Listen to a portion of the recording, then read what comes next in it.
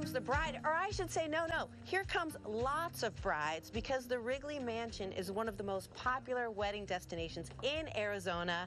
Wedding season is upon us, and that's why we've asked James Lee, who is an expert, to tell us about the do's and don'ts. First of all, let's talk about this location. Oh my gosh, Wrigley Mansion is beautiful. It's one of our absolute favorite spots. What I love about it is anywhere you can point the camera, you've got a great photo, which is really important. Exactly. And in terms of trends, hometown weddings are in style now. Is that because times are tough and we don't want to ask 150 of our closest friends to fly to Kuala Lumpur? Yeah, well, that's part of it.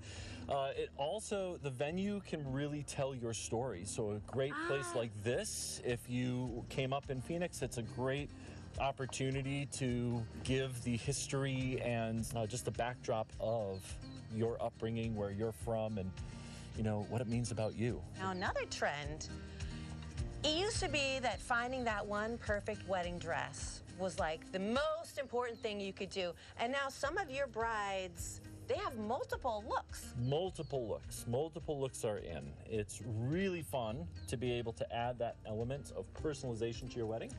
You can get married in one dress. You can go ahead and flip that, yeah, and then you can party in another.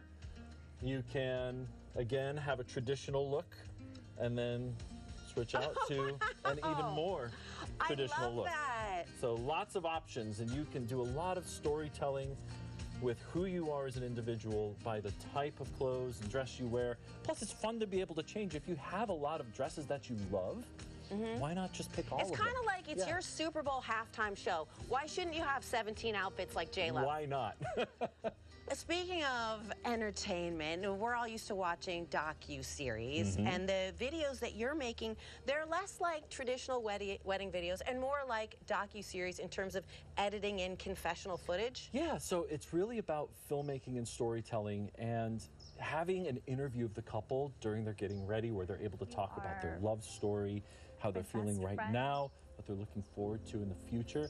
It really creates what I like to call an emotional time capsule, so that they can go back and see who they were, not only as individuals, but as a couple.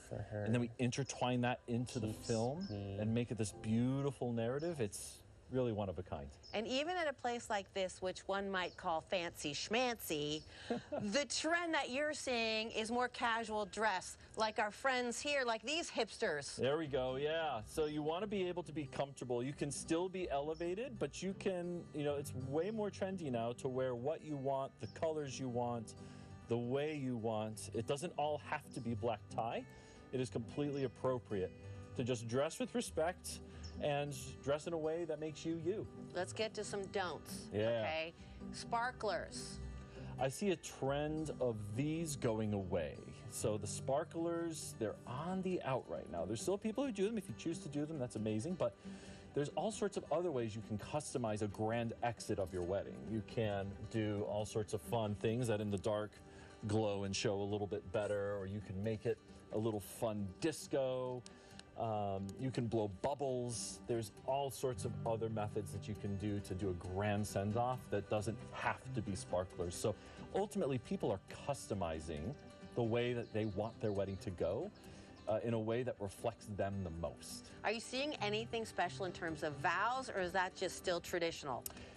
I'd still say 50-50 on the vows, but what is an upcoming trend is people doing private vows. So if you still want to do the meaningful vows to your significant other, but you don't necessarily want to do all of them in front of everybody, what people are doing is they're having a nice first look, and then they're exchanging those vows during that first look.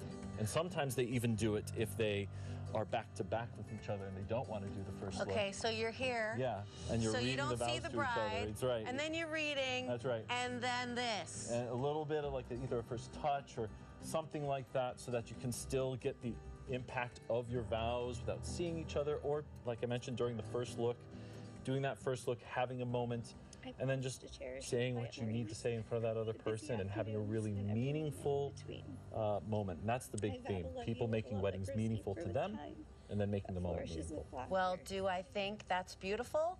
I do. See, get it?